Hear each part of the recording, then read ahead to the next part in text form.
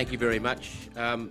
My name's Anthony Southall. I'm a QC on Michael Green's list, and much of my practice is specialising in property law and town planning and related matters. I welcome you all this morning to the second of our autumn series of property law seminars. As can be seen from the turn-up here today, they're as popular as ever, and we expect that with the quality of the papers and the quality of the presenters that we've got today and we had last week, that will continue to be so. The great Hollywood film producer Sam Goldwyn once famously proclaimed, I think it was in 1937 when he was having contractual difficulties with some of his stars, a verbal contract isn't worth the paper it's written on. He was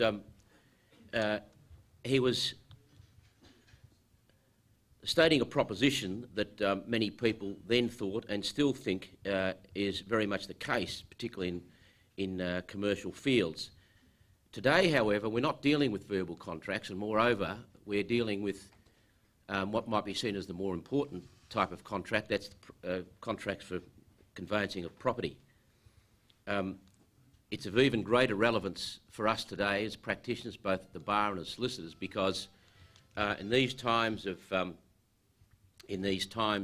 regrettably economic uncertainty that have prevailed since 2007, 2008, both the anecdotal evidence that we hear at the bar and also the increasing number of these cases that come before the Supreme Court would indicate that it's of even greater relevance as to how one can enforce a contract, firstly, if one considers there is a valid contract for sale of land, and on the other hand, if one considers that a valid contract hasn't been entered, how does one lawfully seek to resolve from such a contract in the event of attempting to be enforced by the vendor?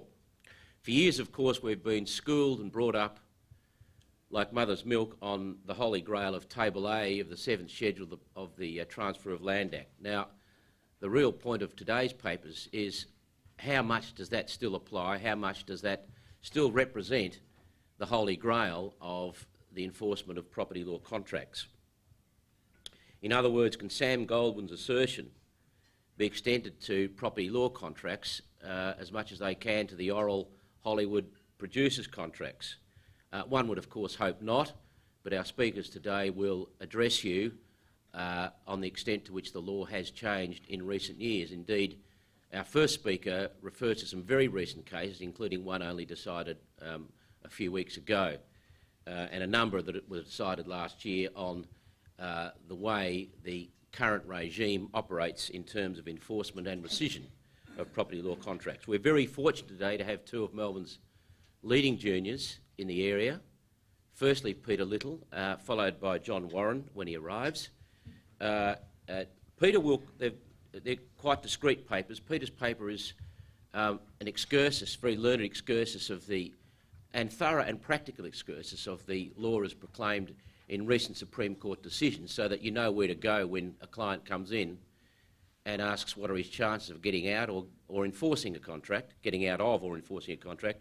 In the second paper, Peter Little deals with the practical issues involved directly with the solicitor's practice as to what procedures and steps he ought to take when called upon by a client to advise and to take steps in either enforcing or resigning from a contract in lawful circumstances. So the first speaker I'll present is Peter Little.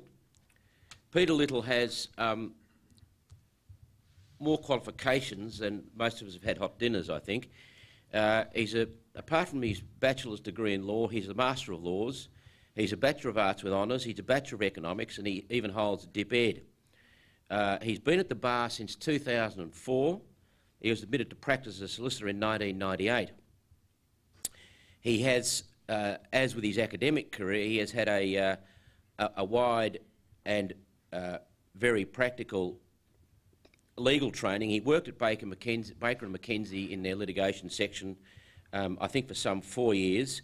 He's lectured in contract, torts and international law at the University of Melbourne. and undertook a PhD in international law and corporate responsibility. And in addition to that, he is a qualified practicing chartered accountant, and in that capacity worked for some 4 or 5 years in Europe, advising some merchant banks, including in the Eastern Europe, the then growing Eastern European community of nations. Peter is now at the bar, thankfully, who specialises in civil claims involving property disputes, and he's perfectly qualified to address you today on rescission of contract, recent law on the validity of default notices and rescission notices under property law contracts. And I introduce Peter. Thank you very much. Thank you, Tony. Welcome this morning, and it's an honour to present to you this morning. I hope, like most junior barristers, I don't get the late last-minute brief and have to do the second paper as well. So hopefully Warren will be here, but the life of a junior is accepting late and last-minute briefs, so you may have me twice this morning. My topic is on the validity of rescission notices. I tried to limit this topic to a particular and narrow field.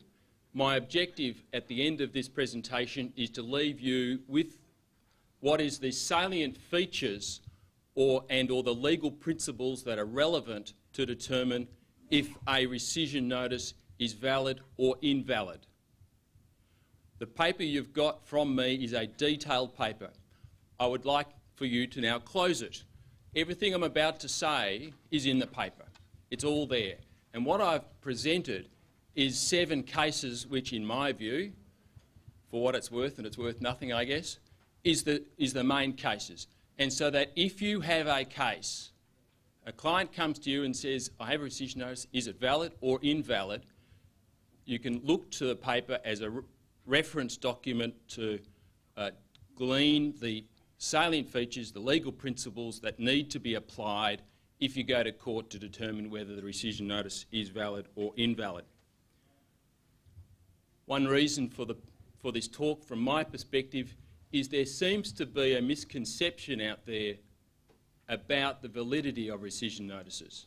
There seems to be a notion that every small, minor or technical error makes the rescission notice invalid. Not so long ago, I had a solicitor trying to argue with me that the rescission notice received for his client, the numbering on the rescission notice was not consecutive, and therefore it was invalid. Now, believe it or not, there is an argument about that because one part of the rescission notice does refer to other sections, and especially in relation to the interest. However, that is a minor and technical error, and that would not make the rescission notice invalid. But there is that misconception out there. So what I plan to do is just to go through the cases. But let me begin by ending and the main points. And this is, in summary, the main issues with the validity of rescission notices. They must be clear, precise, specific, certain, or without ambiguity, but only the essential features, the essential aspects, not all of it, the essential aspects. So you'll ask the question of me, what are the essential features? Well, I would say 2 points. All you need to remember in a nutshell is 2 points. First, what does it take to remedy the defect? And 2, what are the consequences? Remember those 2 aspects. What does it take to remedy the defect? Because if you know that, and that needs to be precise, clear and unambiguous, you need to identify the defect and how the defect is to be rectified. Now, normally the defect is a monetary aspect. We'll speak more about that. The second aspect, the consequences. And that is, in simple terms, the contract will be rescinded. That needs to be clear and unambiguous. And there'll be cases about that. But how do you determine whether these essential features are clear, precise, certain, or without ambiguity? Well, the courts look to what may be called the reasonable person test. A reasonable person should not be left in any doubt as to the essential information contained in the rescission notice. There we go. That's great. We've got the reasonable person test. We apply that every day, don't we? Well, let's stop for a moment and think about that. Who is the reasonable person? What characteristics does the reasonable person have? Isn't it almost normally every situation a client will have who receives a rescission notice has a solicitor or other legal representation, and therefore shouldn't the reasonable person also incorporate or encapsulate the knowledge of the solicitor and all the other legal representative? Well, we'll get to that. And the reasonable person needs to be determined objectively. Now, the relevance of that is if you have to go to court, what do you have to provide by way of proof? So your affidavit material. And let's just pause there for a moment and talk about what may be a typical example. And a typical example is where a purchaser does not settle on the settlement date, hasn't got the finance. Come settlement date, hasn't got the finance, seeks to extend the settlement date, that's refused. The day after settlement date, the vendor solicitor issues a rescission notice. Therefore, the purchaser has 14 days. Halfway through the time period of the rescission notice, the purchaser's solicitor seeks further time, seeks another 2 weeks, says that the purchaser can make the settlement a week after the termination date on the rescission notice. So settlement date, 2 weeks, end of rescission notice. Another week, the purchaser says, I can make settlement. At the end of the 14 days, the time of the rescission notice, the vendor solicitor says, contract terminated, and then sells the property to a second purchaser. However, the first purchaser puts a caveat on the property. Near the time of the settlement for the second purchaser, the vendor's solicitor will seek to have the caveat removed. You find yourself in Supreme Court, normally the practice court, arguing whether this rescission notice is valid or invalid. Because the first purchaser, in my hypothetical situation, will argue that the rescission notice is invalid, therefore the contract is not terminated, therefore I can hold the caveat and you can't sell to the second purchaser. Now, in a booming market, this scenario is not far-fetched or fanciful. It's in the vendor's interest, especially to cancel the first contract and sell to a second person, especially when you have the type of contracts which are off the plan. Off-the-plan contracts are normally entered into 2 years before settlement, before the building's created. So there could, and especially in a booming property market, there's significant advantage for the vendor to resell.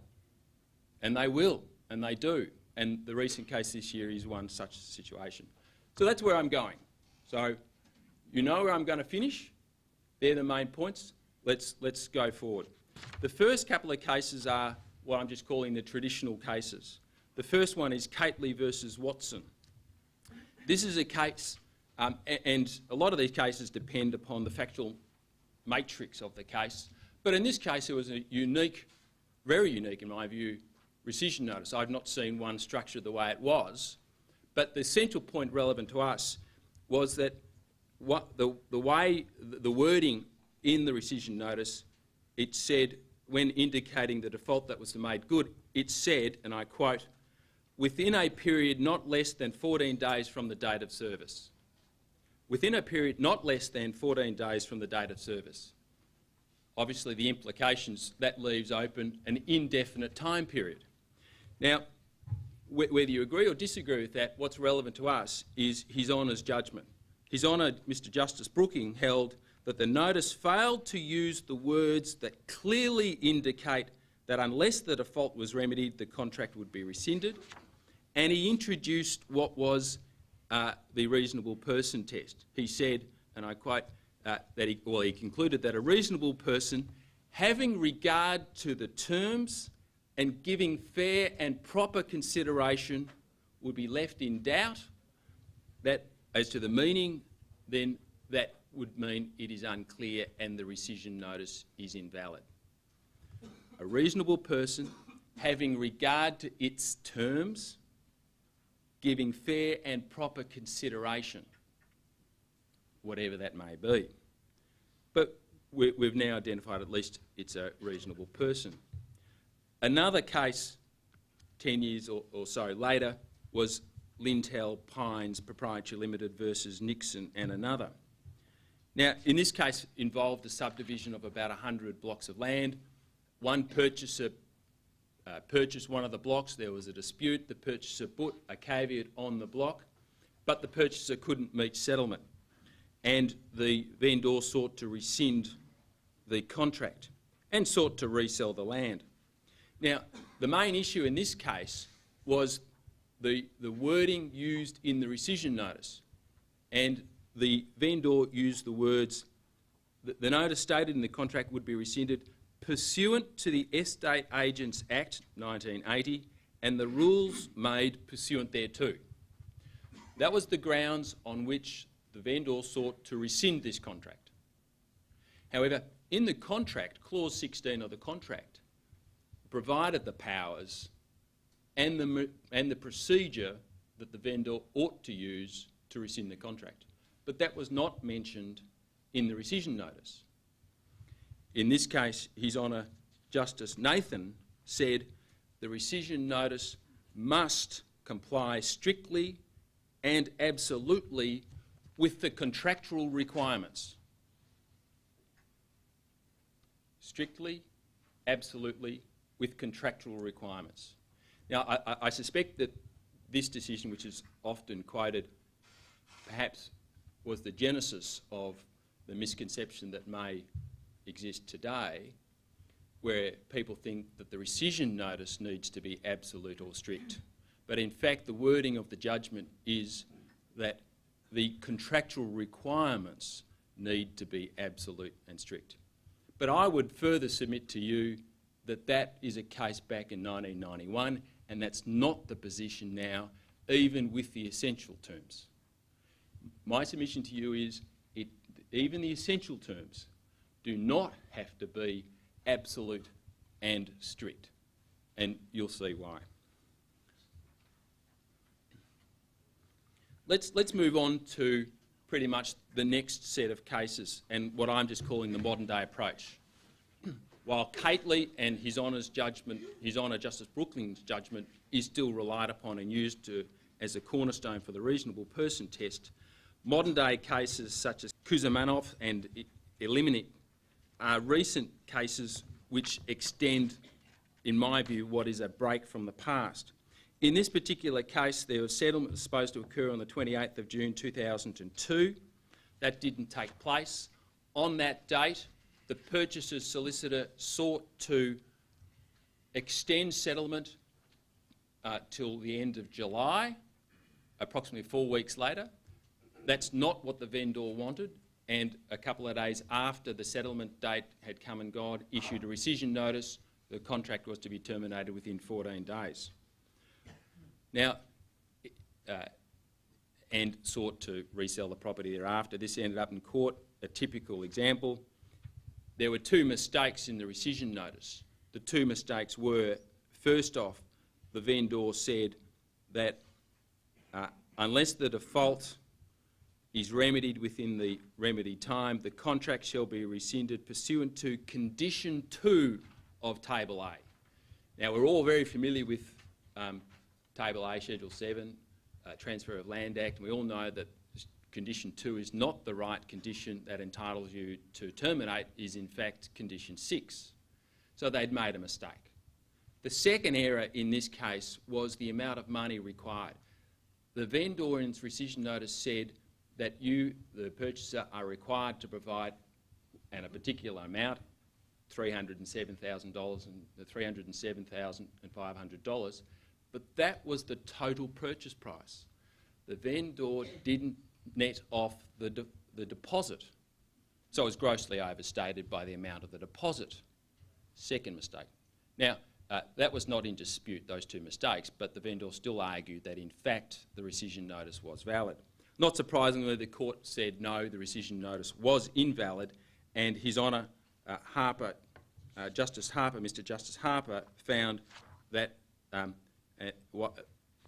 rescission notice was ineffective. But he quite, and the important point for us is, while the reference to the incorrect condition may not of itself be fatal, which seemed to be a bit contradictory to the earlier case, although the better view may have been that it is, and I'd agree with that, the insertion of the incorrect amount payment of which will remedy the default does. It seems to me destroy the document's validity. A defaulting purchaser is entitled to be informed accurately and in writing of the exact how much must be paid if the default is to be remedied. So far, we've identified a number of points that need to be, in my view, strictly adhered to. It can't be misleading. It must be clear and not unambiguous. The amount of money, and that is, what is the defect? And therefore, how do you rectify the defect? An interesting question, and perhaps you can ask yourselves, and hopefully you won't ask me later, is what if the amount of money was less than what was entitled to be paid? What happens then?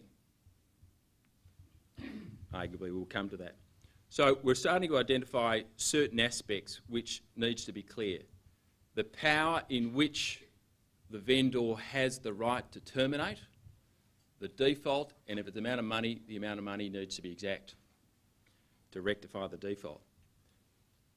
The next case is Robinsons versus Bacata. Now, this case, in essence, dealt with an interpretation of the rescission notice because there was a clash between the special conditions in the contract of giving rise to terminate, as well as condition 6 in Table A. And the court had to look at the interpretation of the rescission notice in light of these two different aspects. The special condition in the contract, which was not exactly the same as the condition in Table A. Now, what is relevant in this particular case is what Campbell, His Honour Campbell, Mr Justice Campbell said, but also he referred to two particular cases which I want to take you to. In essence, he said, the terms must be such that a reasonable person, having given fair and proper consideration, straight out of His Honour Mr Justice Booking, would be left in no doubt as to its meaning. Now, I stop there and pause there for a moment. His Honour says, no doubt. Now, I would suggest that that has now developed, and that is not as strict as what it was. But he goes on to say, a notice is not unequivocal in the sense in which such notices are required to be unequivocal in relation to the essential contents. There we're seeing the phrase essential contents.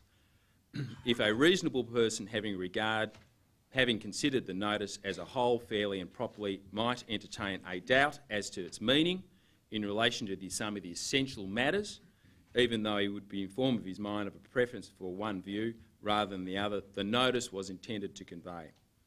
Now, what is also relevant is His Honour went on to look at two separate cases. In Central Pacific Campus Proprietary Limited versus Stage Developments Australia Proprietary Limited, this was a case where the issue, once again, was the timing question. And like in the first case, they, in the rescission notice, said, and I quote, if after the expiration of 14 days from service the purchasers failed to remedy their default. Once again, we have a question involving it may be open to unlimited time period based upon its wording. Now, what happened in that case is that the judge would have none of that.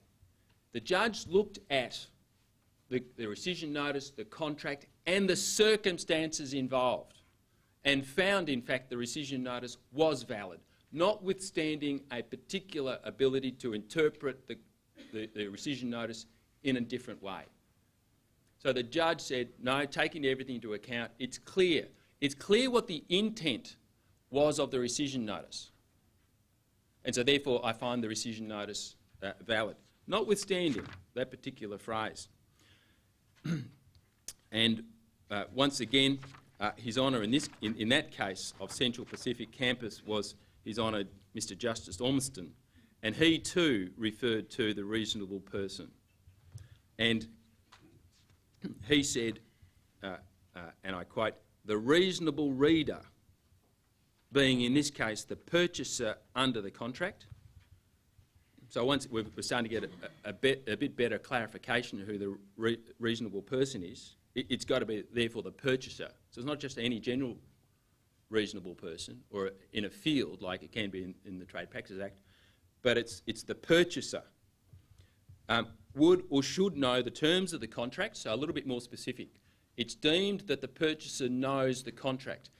And one of my underlying themes through every case that I'm trying to identify is the relevance and the importance of the contract. I know that's always self-evident, but the court is going to have significant weighting towards what is said in the contract and the importance of it. And then the second point with that is, in my view, there's a shift and it's becoming more of a contractual interpretation type of issue to determine the validity of a rescission notice. But I go back. Would or should know the terms of the contract and the circumstances in which and the purpose for which the notice of default may have been given pursuant to condition 5 and 6. So the circumstances and the purpose, that's deemed to be in the mind of the recipient of the rescission notice. In the second case, Grade A Proprietary Limited versus Marley Lane, in that case they once again reinforced His Honour Mr Justice Booking's consideration of a reasonable person and continued to emphasise that particular point. So my view at this stage is we've got the traditional, then the modern. And the modern seems to be shifting away. It doesn't have, at least at this stage with Robinson, it doesn't have the strict and absolute compliance requirement as in earlier cases. Interestingly, it would be interesting to note how this case would have been interpreted back in 1981, but I think there's been a shift. Just very briefly, and John may speak about this case more, the issue in this case, Ozzie Investcorp Proprietor Limited versus Purselley Proprietor Limited, the issue revolved around service, and John will speak about service, but in essence, the contract said services to be performed by either registered post or courier. What the solicitors did in this case, in fact, was to fax and send the letter by ordinary mail. Then the question was, was that valid service? The answer to it, that Her Honour Justice Dodd-Streeton found was it was because they looked to Table A of Schedule 7. But the important point that I wish to make in this case was that this case involved, once again, interpretation of a contract. It was clear, arguably, that it wasn't strict compliance. The rescission notice didn't strictly comply with the contract. Yet, Her Honour did find that the rescission notice was valid, and if you look to the reasoning of Her Honour in this case, it was one of interpretation, construction. That was one of her arguments. Another recent case just a couple of years ago was Allmare Proprietary Limited versus Burbank Trading. And the main point I want to come out of this is the last sentence you'll see on the slide. And Her Honour in this case, Justice Hollingworth, found that the reasonable person, the subject of the inquiry, is a layman, layperson, not a lawyer. Now, but doubt may be a reasonable doubt. Now, I want to come back to that, not a lawyer. Now, to me, that opens up a little bit more opportunity because, and I wonder, and I ask the question whether there is some sort of inconsistency here, because almost every person who's rescinding a contract is pursuant to rescission notice is going to get legal advice. So does the court then interpret what is in the mind of the purchaser without the legal advice, even though the purchaser's got the legal advice not to rescind the contract? So it's a bit perplexing, and I wonder whether it ought to be an issue in court if you're going to counter that argument, whether you're entitled to ask for any advice that was being given, but it's privileged, and that opens up another can of worms, and I have no answer to that. But the purpose for asking for comments made by the solicitors or other legal representation to the person who's relying on the rescission notice to say it's invalid, you would want to know what knowledge that person had. But the other interesting aspect about being a layperson, this opens up an opportunity, because what if you have a scenario where the purchaser in fact is from overseas, from a country who doesn't speak English? Perhaps that person's English is not very good, certainly can't comprehend legal English, and may not belong to a profession. Well, that in fact was the case in the next case, which is U108 Proprietary Limited versus Fan and another. And this is a recent case as of February of this year, before His Honour Mr Justice Hargrave. And in that case there were two purchasers, and both purchasers were from China, and their English wasn't good, their comprehension of English wasn't good. It was a case involving a contract entered into a number of years ago, bought off the plan, and the relevant clause in the contract of how to determine settlement date, I have it on authority that there were various different interpretations just on that interpretation of that clause, because it wasn't properly written in the contract. And so how do you have someone with that sort of background, and the purchasers both worked as hairdressers. Nothing against hairdressers, but they may not be particularly trained in a professional field to understand complex legal issues, obviously. So, but they both had legal advice. So, and the court, and interesting, His Honour Mr Justice Hargrave didn't refer to it in his judgment about the particular point, but found, arguably for other areas, but it's an interesting dynamic that it could be that His Honour could interpret what is an essential term based upon the position of the purchasers, even though they just totally relied upon the legal advice, as most purchasers would. But what happened in this particular case relevant to us is there were two rescission notices issued. Two. The second one was issued a day after the first. So the first rescission notice had a due date, the due date being the date when settlement should have occurred, and that was the 4th of November 2009. The second rescission notice, which was issued the next day after the first, had the due date the 5th of November, the next day, 5th of November 2009. So you had two rescission notices overlapping, but for one day. Secondly, each rescission notice had a covering letter explaining, outlining the factors in the rescission notice. And one of the factors they put in the covering letter was that the due date was the 4th of November, except they didn't change the covering letter in the second rescission notice. So the second rescission notice had the due date as the 5th of November, but the covering letter had the 4th of November. Further, in the rescission notice, it said that the vendor has the right to rescind the rescission notice based upon clause 28 of the contract and, or condition 28 of the contract, and the relevant section, condition 6 of table A. Now, one of the problems with that was there was no clause 28 in the contract. It was an old contract. The new contracts refer to clause 28 to give the power to rescind the contract, but there was no clause 28 in this particular contract. The third point, an important point as well, was that what had to be remedied, the amount of money. The amount of money was the net amount, the net after the deposit. But the contract said, and the deposit was a deposit given by a bank guarantee. So what was supposed to occur according to the contract, the deposit is either given back or torn up, and the purchaser is to provide full purchase price at settlement. But what, in fact, according to the rescission notice, is that the vendor only sought the amount less the deposit as the amount of money to satisfy the rescission notice. Now, what His Honour found that's relevant to us, he looked to and referred to the Robertson versus Bacata case, the Katelyn and Watson case, and Central Pacific and Greydale versus Malley Lane case. He made no reference to Her Honour's judgment, Justice Hollingworth, about the lay person issue. And I diverge for a moment.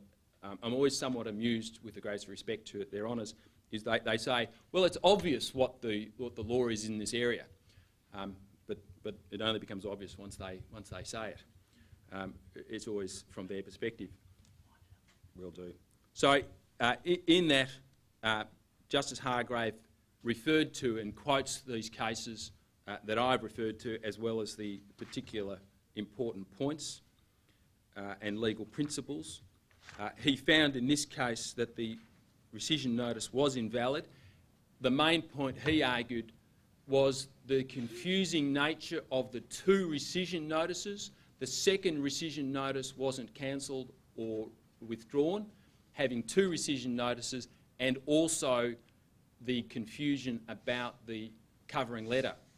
Now, I find that interesting because here you've got external evidence, being the covering letter, that causes confusion inside the rescission notice. So that's something interesting, or something a little bit different. There were many errors in relation to these rescission notices, and His Honour went on to talk about those other errors, but he just made that by way of overture, and I've outlined that in the paper anyway. So let us end where I began, which is what I said would end, and I hope you see where I'm coming from in this presentation, that the essential features of the rescission notice need to be clear, precise, specific and unambiguous. What are the essential features? I would submit to you that they are two things, being what needs to be rectified, how to rectify the default, and the consequences. How to rectify the default, you need to identify the default. Needs to be precise amount of money involved, and how it's to be rectified. The consequences, it needs to state the power from the contract that gives you the right to terminate, and it needs to be clearly stated that the contract is terminated.